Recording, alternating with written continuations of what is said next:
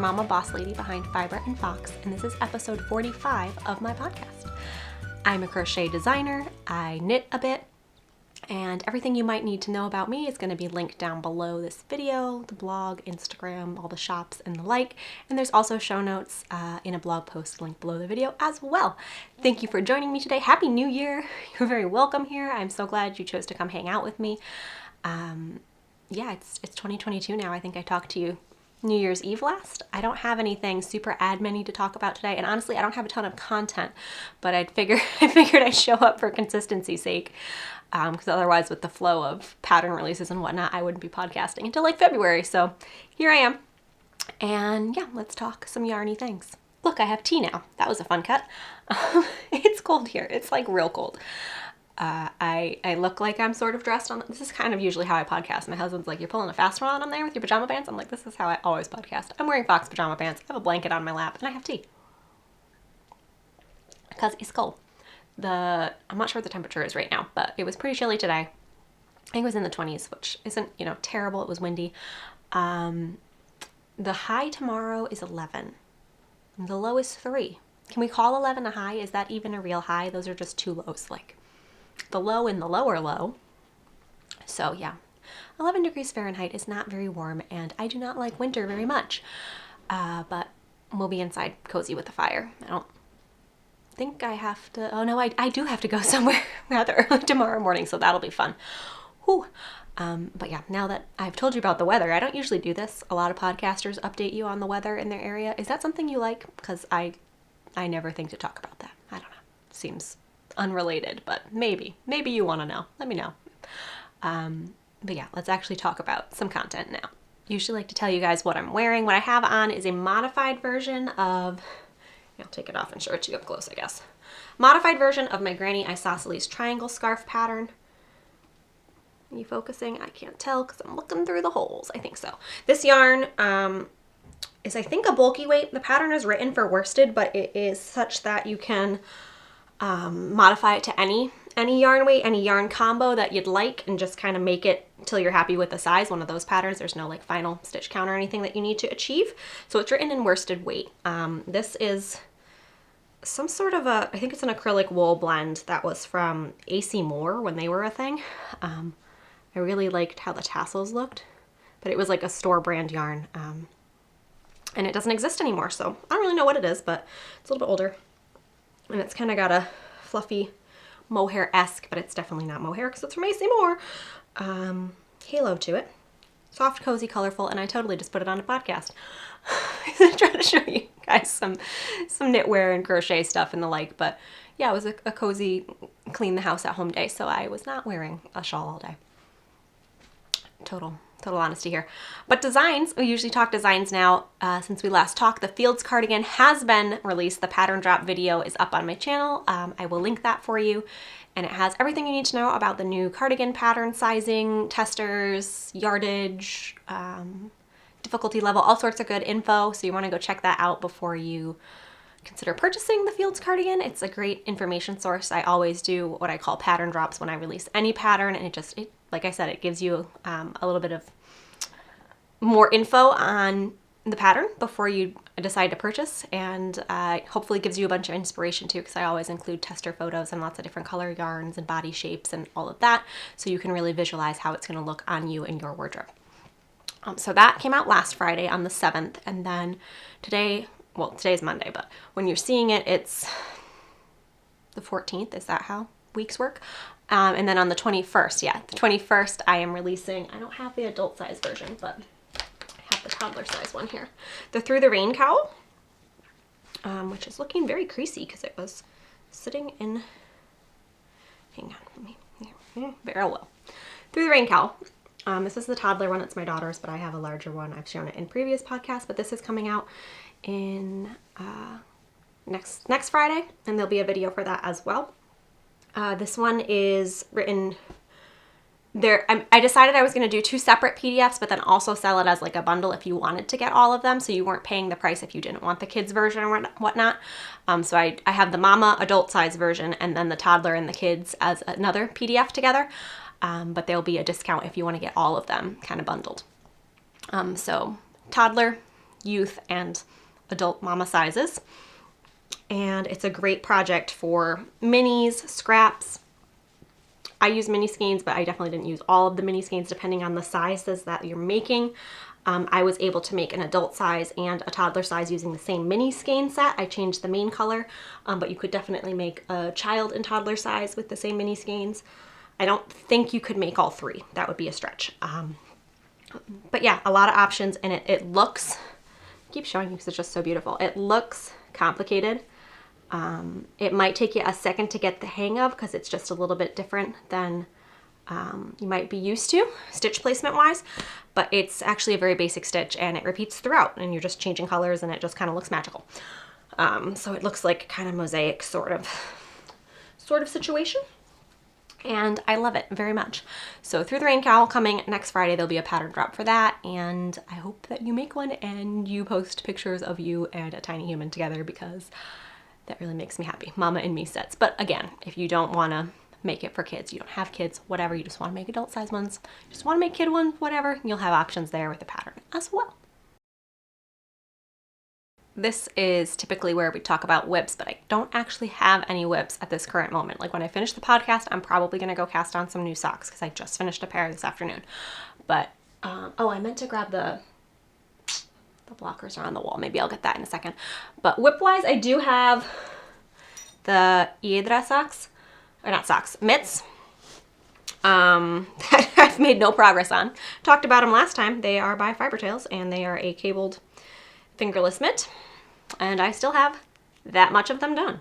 So maybe, just maybe, I'll work on them now. I had made most of them and then had to frog it out because I messed up the stitch count and couldn't figure out how to fix it with the cable. I talked about it in episode 44, so I won't talk about it again. But it's a beautiful pattern and I really want to own it, but I am new to cabling. This is the first time I've cabled and I don't even have a cable needle. I'm just using like an extra DPN and trying to not drop stitches off of either end. So probably getting an actual cable needle would be helpful. And you could also do it without a cable needle, but that scares me. So yeah, just still trying to get the hang of those, but now that I have no other WIPs, perhaps I will work on those. For finished objects, I do have some socks. It's a pair of socks, but I would actually consider it more like 2 pairs or 1.5 pairs of socks because they are ginormous. Lengthwise, they are my size. I guess I don't really need the blocker because it's going to be ridiculously long on the blocker. But I made these fabulous, I'll just show you the foot for now. Let's focus on that. It's got some slip stitch detail in the rainbow bits and then just solid black. This was a self-striping yarn. I did use a black mini skein for the heel, toe, and cuff. The main skein of yarn is a 2-ply, and I was a little iffy on, I also didn't want to mess up the stripe sequence, but I was iffy on how a 2-ply would wear in a heel and toe, so I subbed in you can't even really tell. Yeah, you can sort of tell, like this is the, where's my finger? This is the main skein and then that's the black toe, but it's pretty close. So I subbed that in and then the rest was a self-striping and I made it, real long. Real long. I was trying to use up most of the skein, and I think I have probably maybe 15 to 20 grams left, so I didn't quite use up all of it. I need to learn how to do toe-up socks, so you can actually use all of it, and like do, I don't know, I don't want to do afterthought heels where you like cut in and add the heel because those are almost always a short row heel, right?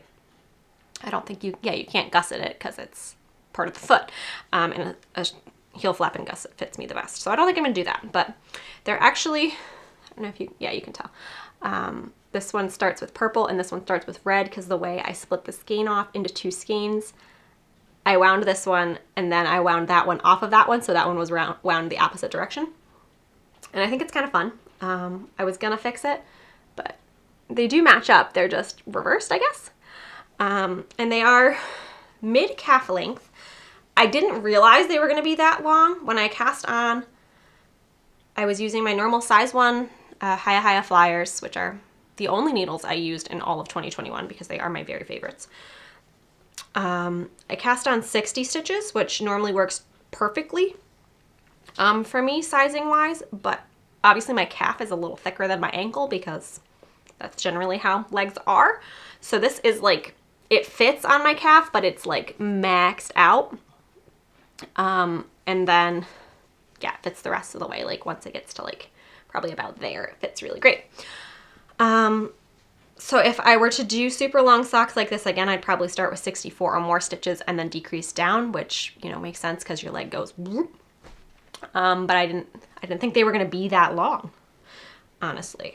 I guess I probably should have measured or something, or again, started toe up, or I don't know. But they do fit. They're just, I'm not going to like wear them with shorts or anything, so no one's going to see the intensely maxed out, but it is a little, it's stretchy on the top, but it's tight on my calf. So that the ribbing's probably going to get a little blown out.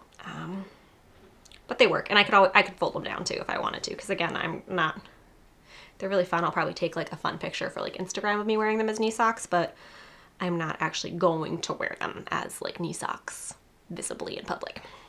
Because while I may be wearing Birkenstocks with socks, I am not to the point of wearing shorts or skirts with knee-high knit socks. That's next level. But yeah, these are super cute. The yarn is, I have a little bit left. I don't think it's enough to make leg warmers for my daughter, definitely not for me. Maybe if I incorporated another skein, I have 2 little bits left. And then another tiny bit of black as well from, yeah. So that much left. And you can see that this one, like they're reversed opposite. So just think about that if you're winding off a self-striping skein and then winding it and then winding off of the first one, you have to like wind it back so it's actually striping the same way. My husband's space heater just kicked on. Let me turn that off. I'm back. Usually I always record in what is currently our shared office. It's mainly my husband's office, and then I do podcasting and whatnot night and keep yarn in here. But I usually go down a checklist of like, is his computer off? Is his air purifier off? Is his space heater off? He has so many noisy plugged in things, but the space heater was in like dormant automatic mode and it like kicked itself on, and then it takes forever to like shut itself down. So we're back. Doesn't really matter to you, but I felt I should explain. So I don't know where I left off when it cut in, but the yarn I got at the Fiber Festival of New England. And it's always tricky to show labels when like the words like wrap around, but it says white birch fiber arts. And they're out of Vermont, I think. It doesn't say on here. And the color is called this kind of cringy name. I don't know how I feel about that. Not my favorite name. But really like the yarn, really fun, and they have tons. I don't know if this one's in stock currently on their site. I think I linked it last podcast, but she has tons of different rainbow skeins. So like rainbow with gray, rainbow with different grays, rainbows with speckles, like a lot of rainbow self-striping. So if you like this sort of thing, she has lots of shades of rainbowy things. So I really like that. It was my first skein of actual hand-dyed self-striping. I've used lots of like store, like Croy and whatnot self-striping, but that was the first one that I splurged on hand-dyed, and it's beautiful. I don't know how, I think all of the yarn is 2-ply. 2-ply is always iffy for socks for me because obviously more plies is going to be thicker and harder wearing. I love 2-ply. It's my favorite like look. But for socks, I don't know, I worry about density wise. So I finished one of the socks like New Year's Eve, I think, and then got the other one done in whatever time for it. Today's like the 10th or something. They were super long, like just really long. But if it was a normal pair of socks, I think I could have gotten it done as my final pair of 2021. But I basically made like 1.5 socks, or an adult and child pair socks or something, because they're just so long. Because usually I use like 50 grams plus maybe a mini. Maybe not even. It'd be like 40 grams plus a mini. So I used, most of that 100-gram skein. So they're gigantic. I don't know if I will make socks that long ever again, but it just felt like I should use that yarn because I had bought all of that self-striping yarn. So that's that. The other finished object, you probably noticed, it's been back here the whole time, is going to be really hard to show you because it's ginormous. Also rainbow. Hey, all my finished things are rainbow. This is like pastel rainbow, which is definitely not my jam, but definitely my daughter's. So we have the Dandelion Drops wall hanging. This is my pattern. It is written in a how is there cat fur on it? It's been hanging on the wall. A thick DK light worsted is the original pattern. This that I did it in is a like regular couple different varieties. I think this one's from Hobby Lobby, maybe that one. And then the other ones were just things I had in stash. And they definitely have varying densities to them, but they're all acrylic. Don't love the way it drapes as much. Maybe I'll steam it. But again, it's just hanging on a wall in a toddler's room, so it's probably fine. But the original pattern is written in one color, but it's very easy to stripe in scraps, different colors again, however you please. A lot of my testers, when they had made it initially, did multicolors, and I was like, oh, I must do that. And I just loved the way that the fringe looked with like the right angles. This one kind of annoys me because the stripes aren't exactly symmetrical because of the different yarn brands.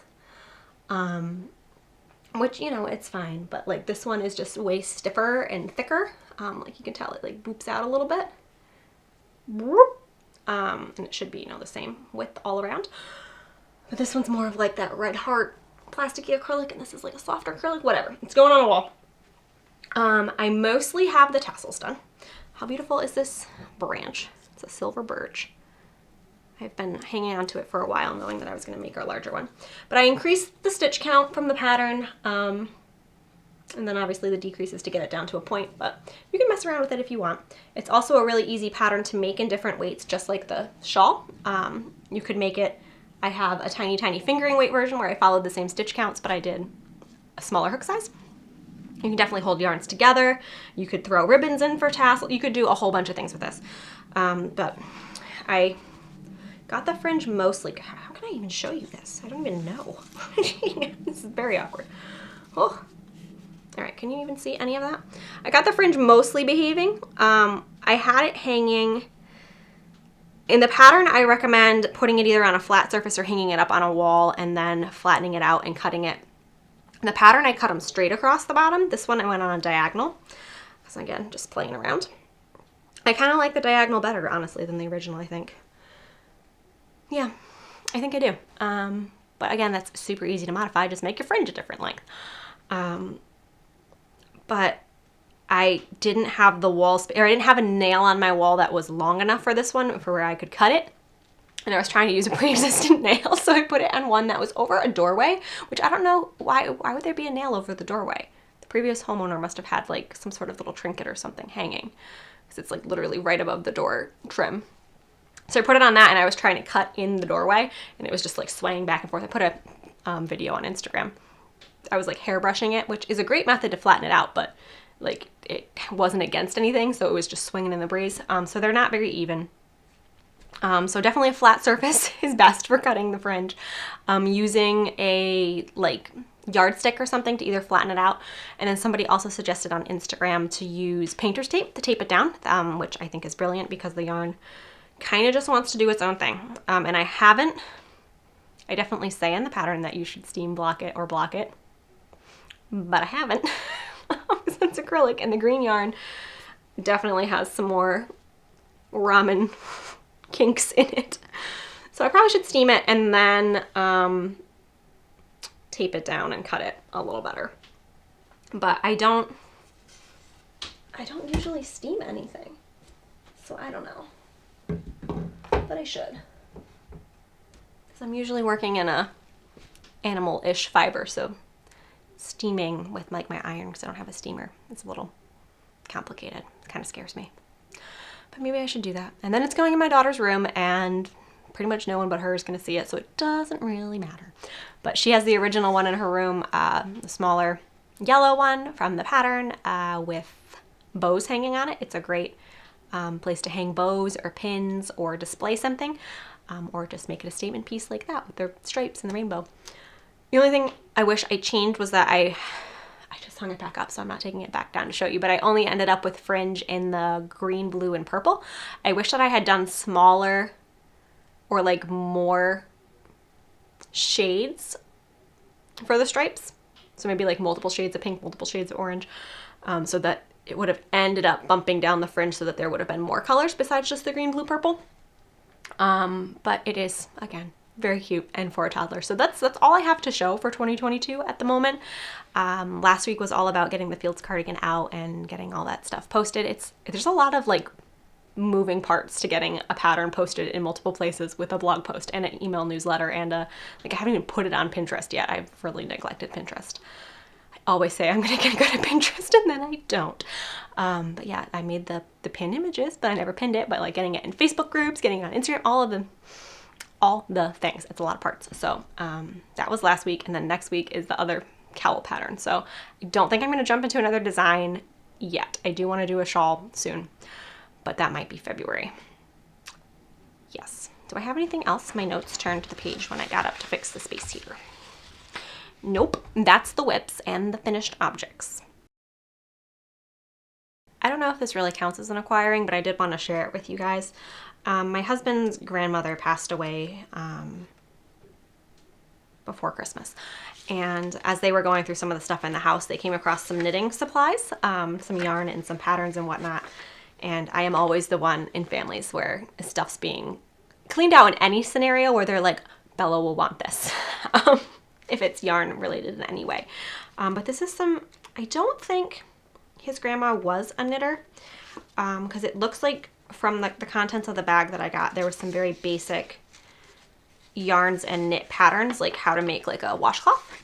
So I think it was something that she was given to work on just as she was at home more. Incredible woman, by the way. We knew my husband had a massive family and they're all fairly local and we've met, been around all of them. Our wedding was huge, but she raised 7 kids, multiple foster children, has 29 grandchildren, and I think 9 great-grandchildren. It's an amazing legacy, incredible. So she didn't have time to knit, but it seems like at some point somebody wanted her to knit. So I got, there was a big cone of cotton yarn for making dishcloths. These obviously never got used, but they crack me up because they're US size 17. I don't know what we were supposed to be knitting on this, but whew, massive red heart plastic.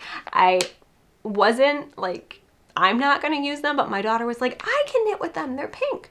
So I might hold on to them and let her knit something super bulky on it when she gets the hang of knitting. She claims that she knows how to knit already. She also told me today she was going to teach me how to sew because I'm not very good at it. Apparently she is. So those obviously weren't used. And there was no projects in the bag that were in the works. There was just a whole bunch of patterns and instructions. But I got I think this came with the cone of yarn probably. Classic sugar and cream knitted textured dishcloth from 1992. So 30 or so years old. And it's got the pattern on the back. I'll just hang on to this because I have hair on my arm, gross. Just kind of, nostalgic like that. I don't know if she ever made any, but I kind of want to make some. I was thinking about taking the cone of yarn and making some for my mother-in-law. But again, her mom wasn't someone that, she was known for many things, but knitting was not one of them. But, yeah, maybe I'll make some for my mother-in-law out of the patterns. So I love that this is a Fiesta Wear cup on there. It's fabulous. And then there's a handwritten pattern. I'm not sure whose handwriting it's in. It's on recipe cards. It's another knit dishcloth pattern. And I don't think this is her handwriting. And again, it's for the sugar and cream yarn. Is it the same as this? Did she just copy this out?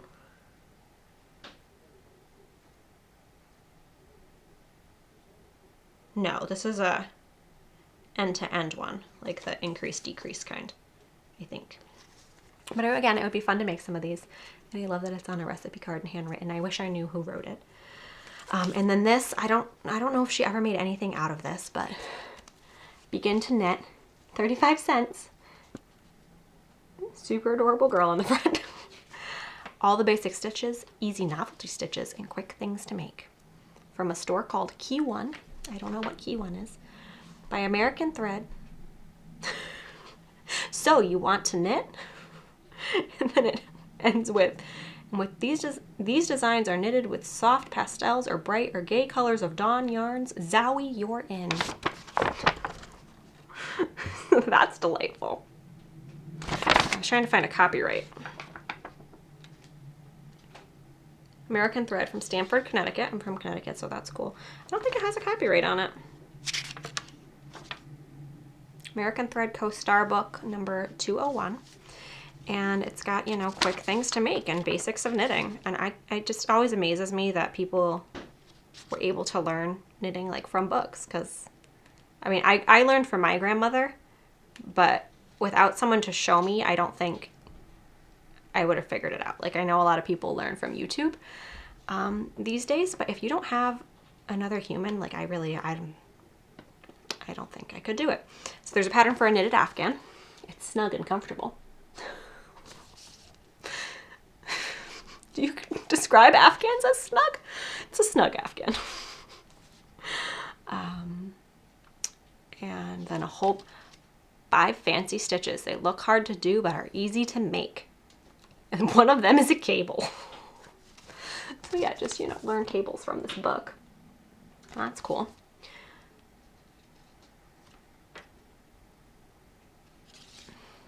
And then there's a plain socks for a go-go guy.